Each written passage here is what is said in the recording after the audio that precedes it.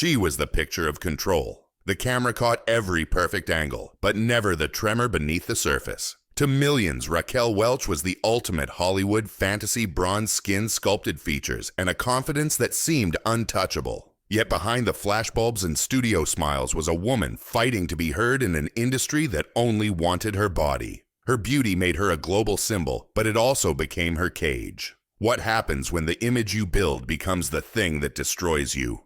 Tonight, we go behind the legend to uncover the untold tragic story of Raquel Welch, the woman Hollywood refused to understand. She was born Jo Raquel Tejada in Chicago on September 5, 1940. Her father, Armando Carlos Tejada Urquizo, was a Bolivian-born aeronautical engineer who demanded discipline and achievement. Her mother, Josephine Sarah Hall, was an American of English descent who urged her daughter to be polite, poised, and proper. The family moved to San Diego when Raquel was 2. There, amid the neat lawns and Pacific breeze, the shy girl found her refuge in ballet. She practiced for hours each day, often until her toes bled, dreaming of dancing with the San Francisco Ballet. But when puberty changed her figure, instructors told her she no longer had the body of a classical ballerina. It was a quiet heartbreak. Her first lesson that appearance could decide destiny. By high school, she had transformed into the local beauty every camera adored. She won Miss Photogenic and Miss La Jolla, then Miss San Diego Fairest of the Fair. The contests gave her exposure, but not respect.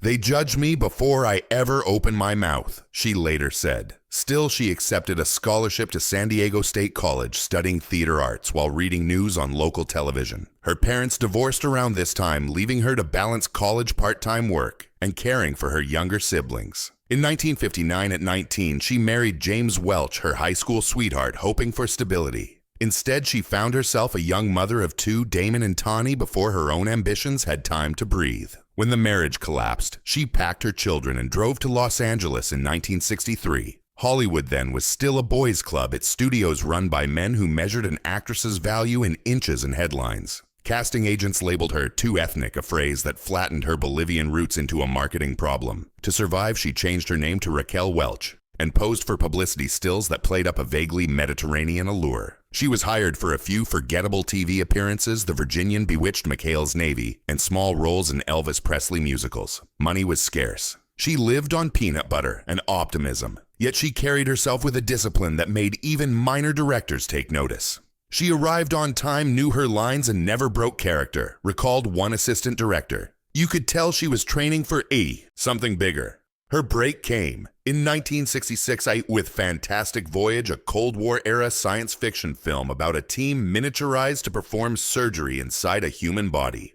Cast as the sole female crew member, Welch was ordered to wear a form-fitting diving suit that emphasized her figure. The publicity photos sold the movie as much as its special effects. Within months, she was on magazine covers worldwide. That same year, she was loaned to Hammer Films in Britain for 1 million years BC. The dialogue was primitive, but the imagery her in a doe-skin bikini against volcanic backdrops became pop culture legend. The fur outfit was plastered on posters, trading cards, and GI's lockers. She earned just $6,000 for the role. The studio made millions. "I became a sex symbol overnight," she said later.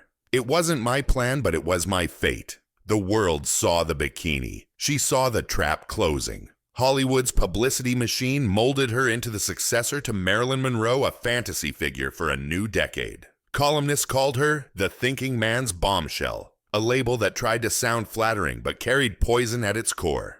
"They didn't want me to think," she remarked. "They wanted me to pose." Yet she was determined not to be devoured by her own image. She studied acting under Lee Strasberg, took elocution lessons to shed the breathy tone expected of sex symbols, and turned down roles that required nudity. That moral line, rare in the permissive late 60s, earned her both respect and ridicule. Some producers blacklisted her quietly, others branded her difficult. For Raquel, being called difficult meant she had finally learned to say no. By 1967, she had her own production company, Raquel Welch Enterprises, a bold move for a woman in that era. She sought scripts with substance, Bandolero with James Stewart, 100 Rifles opposite Jim Brown, and Myra Breckinridge, Gore Vidal's controversial satire on gender and Hollywood itself. The last nearly destroyed her career. Reviews were savage, the production chaotic. Behind the scenes, she clashed with co-star Mae West, who refused to film with her.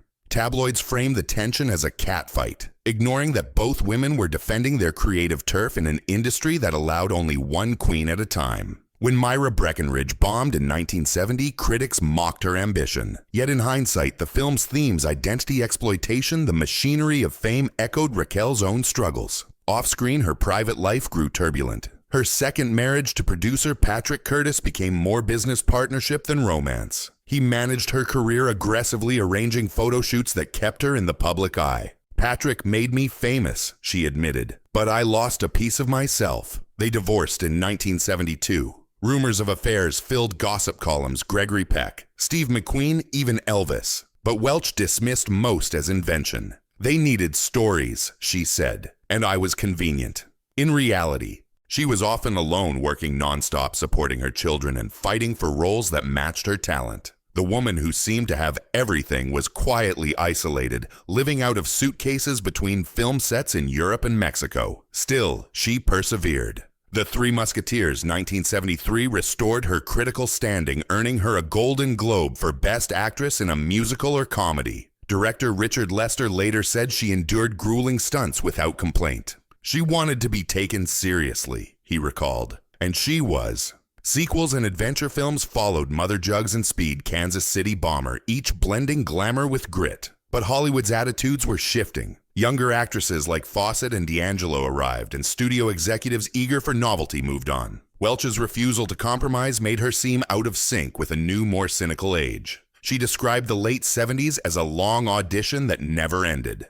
The defining conflict of her later career came in 1980 with Cannery Row. MGM executives signed her, then abruptly replaced her with Deborah Winger, alleging she had delayed production. Welch insisted the excuse was false. She had been targeted for standing her ground on scheduling and creative control. She sued for breach of contract and defamation, an act of rebellion, almost unheard of then.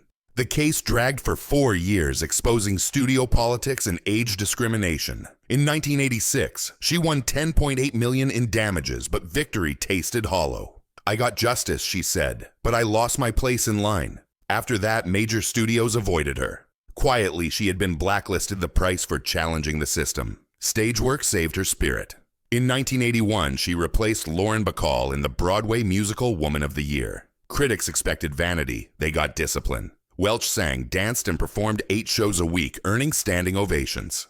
She was luminous, wrote the New York Times. For the first time, applause came not for her body but her craft. Yet even success carried irony. When I did well, she later said, they called it a surprise, as if talent were a rumor finally proven true. She spent the rest of the decade oscillating between theater television specials and entrepreneurial ventures, beauty products, wigs, fitness programs, each reflecting her lifelong mantra of self-control. To the public, she was ageless perfection. To herself, she was a survivor building a second act. Her third marriage to French producer André Weinfeld in 1980 offered stability for a decade before ending quietly in 1990. Friends described their separation as amicable but wearying. She had grown accustomed to solitude. Her children, now adults, pursued creative careers of their own, Damon in journalism and Tani in acting, testaments to her resilience as a single mother. Through the 1990s, she re-emerged as an emblem of enduring beauty, appearing on Seinfeld in a self-parody that proved she could laugh at her image. She published Raquel. Beyond the Cleavage in 2010, a candid memoir that mixed humor with hard truths about sexism and survival. I was never the fantasy, she wrote. I was the person who had to live up to it. Those who met her later in life found her reserved but warm, fond of old Hollywood decorum, handwritten thank you notes, punctual arrivals, no profanity on set. She spoke openly about her conservative values, her devotion to family, and her desire for privacy. People think I was this wild sex symbol, she told a reporter. But I was always the opposite, too controlled, too careful. Control had once protected her. Now it was her armor against time. Even as years advanced, she maintained her signature posture, her hair immaculate, her voice still melodic. But beneath that perfection, she carried scars, professional betrayals, public scrutiny, and the quiet ache of being remembered for what she looked like instead of what she endured. As Hollywood evolved, so did its understanding of Raquel Welch. Younger generations discovered her through retrospectives and digital archives, re-evaluating the 1960s not as an age of liberation, but as a paradox for women.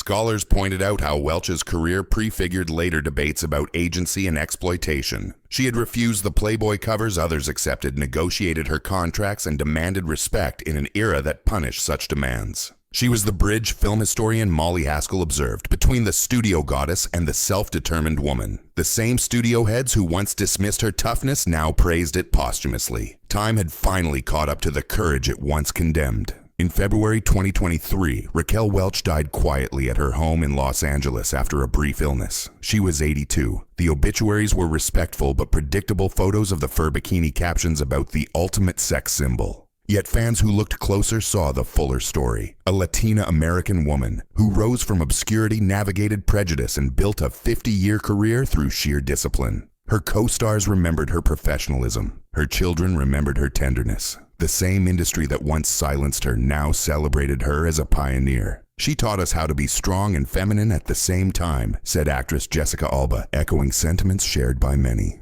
Looking back, the tragedy of Raquel Welch is not that she was exploited. It's that she was so rarely believed when she fought back. She lived through decades when women were expected to smile through injustice, to accept objectification as opportunity. She refused. Every lawsuit, every headline calling her temperamental, every lonely night in hotel rooms between films, these were chapters of a larger rebellion. She insisted that fame should not erase personhood. In that sense, her life anticipated the conversations Hollywood still struggles to have about equity, consent, and aging. "They never forgave me for growing older," she once mused.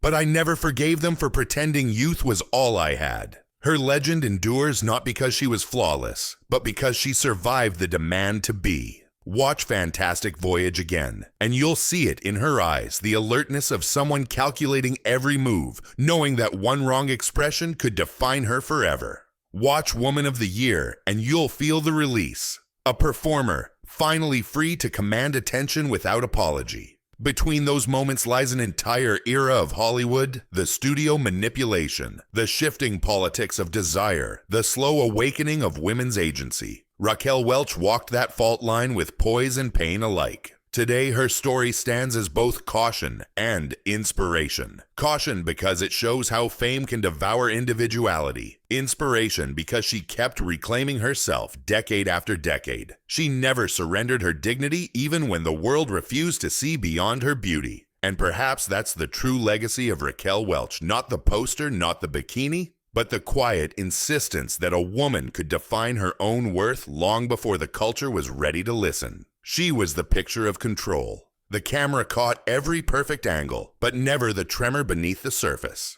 Now, when we remember her, we finally see both the myth and the woman, the glamour and the cost. If stories like this remind you that fame always has a price, stay with us. There are more legends to unmask and more truths waiting where no spotlight reaches.